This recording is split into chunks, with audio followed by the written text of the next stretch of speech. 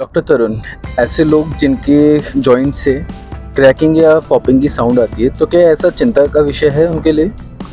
हाँ, कई बार मरीज़ हमसे कहता है कि मेरे जोड़ों से आवाज़ आती है। उसका मोस्ट कॉमन कारण होता है स्नैपिंग ऑफ टेंडन्स। जो हमारी रस्सियाँ होती हैं वो कई बार स्नैप करती हैं। अगर साउंड के साथ आपको पेन है तो यस, वो दिक्कत की चीज़ है, आप अपने डॉक्टर से कंसल्ट करें।